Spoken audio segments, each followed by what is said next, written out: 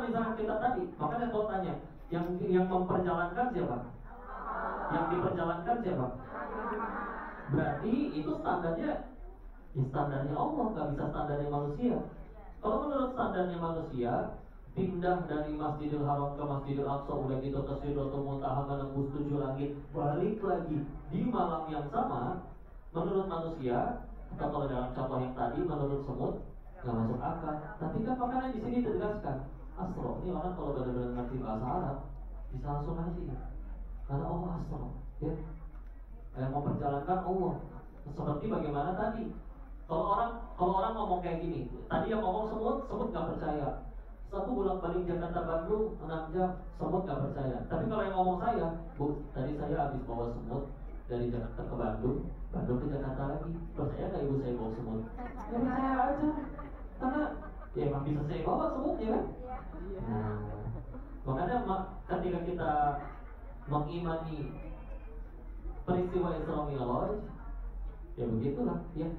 Kalau menurut akal standar manusia, oh itu mustahil.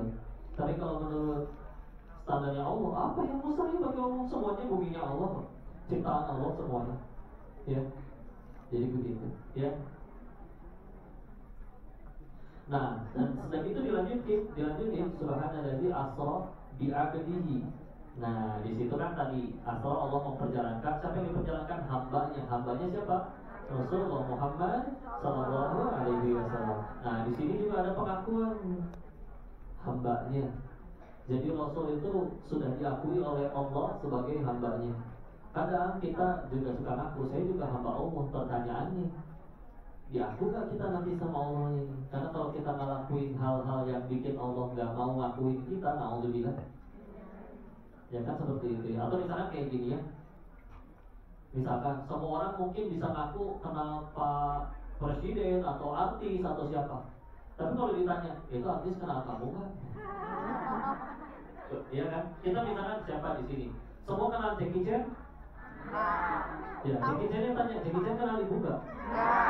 Ya, gitulah kurang lebih. Nah, kita mengaku hamba Allah, tapi kadang bisa jadi ada perbuatan kita yang tidak layak untuk dianggap hambanya Allah. Rasul sudah diakui oleh Allah, hambaku dia. Ya. Bahkan ada riwayat lainnya, meskipun lebih lemah, tapi bisa kita ambil pelajarannya.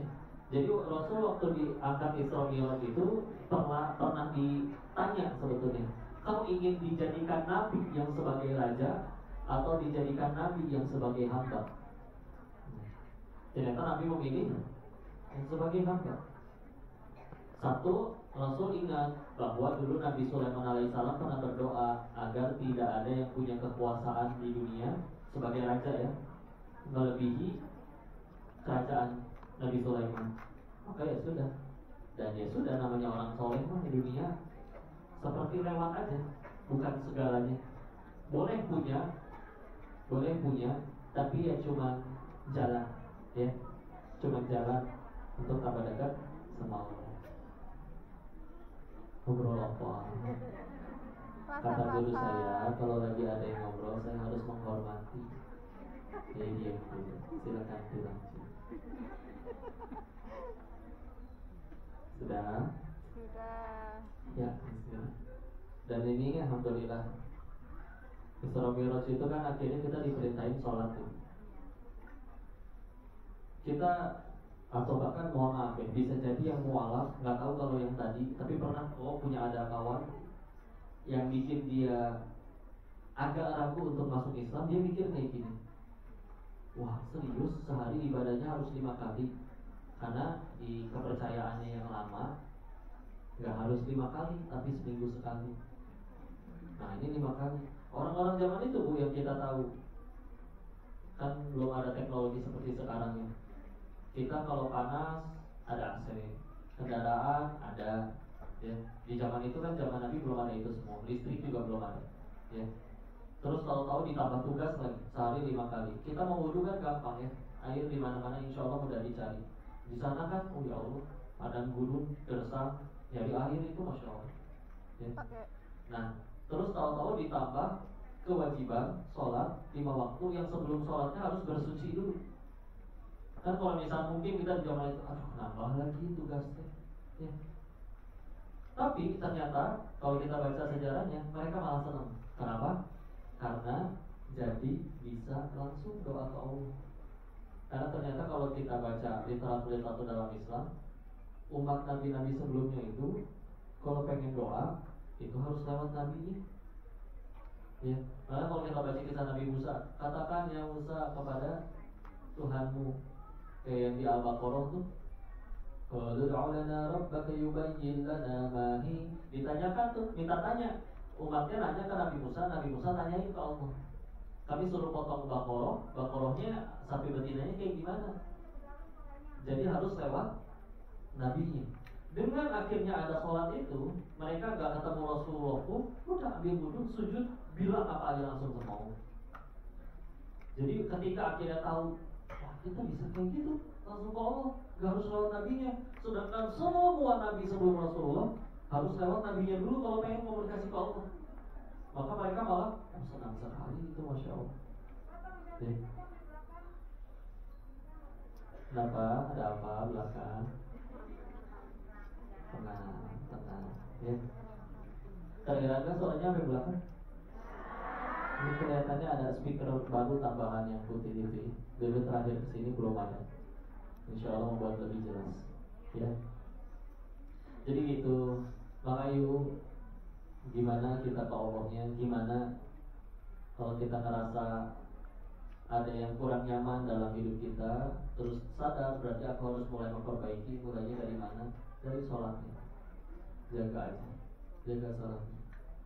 Oh, kalau saya insya Allah sholat itu pasti, ya sudah tingkatin. Apa yang ditingkatin? Waktunya dulu pertama. Karena Abdullah bin Mas'ud radhiyallahu anhu pernah bertanya kepada Nabi, amalan apa yang paling Allah cintai? Dijawabnya 3 jawaban, tapi yang nomor satunya kan ternyata sholat itu ada waktu, sholat tepat pada waktunya. Jadi jangan ditunda-tunda. Drama bisa nunggu, ya. Kerjaan, nah ini mungkin kadang ada yang, dan sebetulnya boleh ya. Misalkan kalian dokter, tiba-tiba lagi azan, ada orang benar-benar harus dioperasi saat itu juga. Nah kalau itu uzur, itu ada uzur. Kalau uzur maka diberikan rukhsah keringanan, ya. Tapi kalau misalkan gak ada uzur sama sekali, yang menghalangi cuma satu, waswas syaitan, bikin kita jadi malas, itu sebetulnya gak ada alasan, ya. Karena ya kita punya masalah pasti, yang bisa beresin masalahnya cuma Allah. Terus ada waktu untuk supaya kita bisa minta tolong langsung, terus malah gak ditolong, malah kitanya gak mau minta tolong, kan lucu ya. Ada yang udah minta tolong tapi udah gak yakin, pikirannya juga kemana-mana, sholat, udah mau kuliah kulhum melulu ya. Sekalinya ganti tina apa ini nanti. Iya. Zuhurnya jam 3, asarnya jam 6, subuhnya setengah 10, sekalian duha. Ya Allah, kadang kalau mau jujur ya, ke surganya pengen, tapi Nabi Adam diusir dari surga, dosanya 1.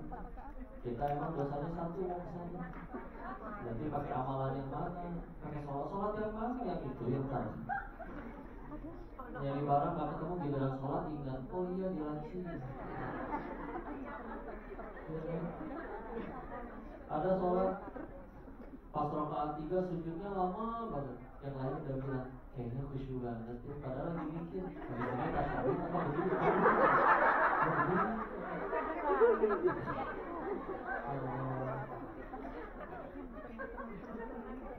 Oh, sujud sahwi gak ngerti, sudah ngerti belum cara sujud sahwi? Kalau lupa ini ya.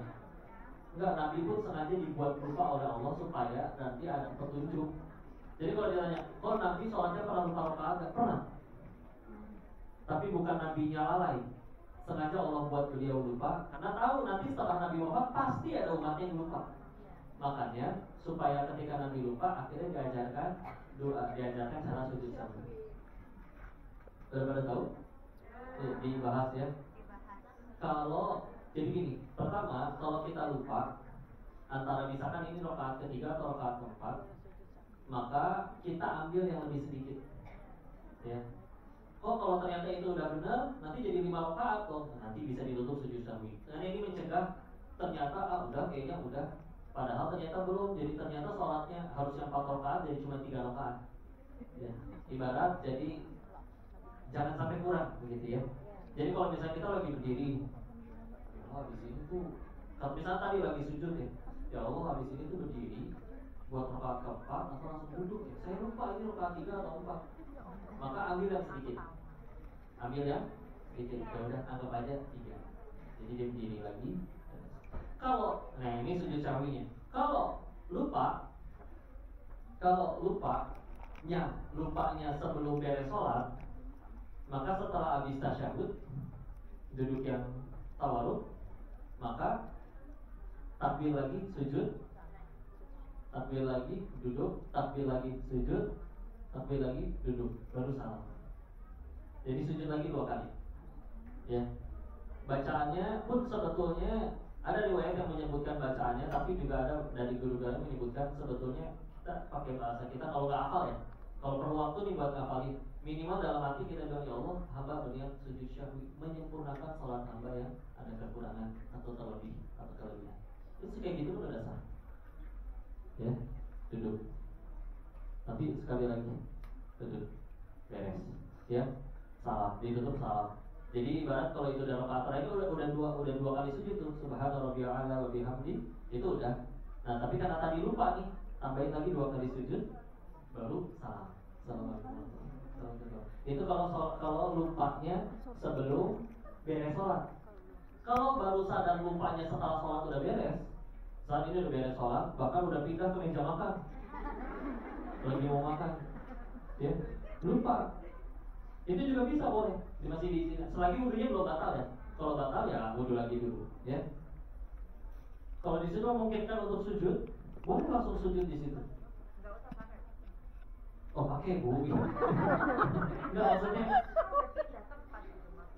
kan sebetulnya syarat sholat tuh nggak wajib pakai mukena bu. Yang penting menutup aurat. Jadi kalau misalkan ibu ini kan syarat ini ibu tanpa mukena boleh sholat seperti ini, ya. Jadi ibu masih pakai pakaian seperti ini udah pindah tempat itu boleh, ya boleh. Jadi tinggal langsung apakah diulang kok atau gimana? Kalau bicara sujud sahwi udah langsung sujud 2 rakaat, 2 kali sujud. Begitu beres sujud yang kedua salam lagi seperti itu, ya. Dan jedanya ada maksimal nggak berapa lama, ya? Ya insya Allah harusnya nggak terlalu lama ya. Baru ingatnya 2 tahun lagi. Ya.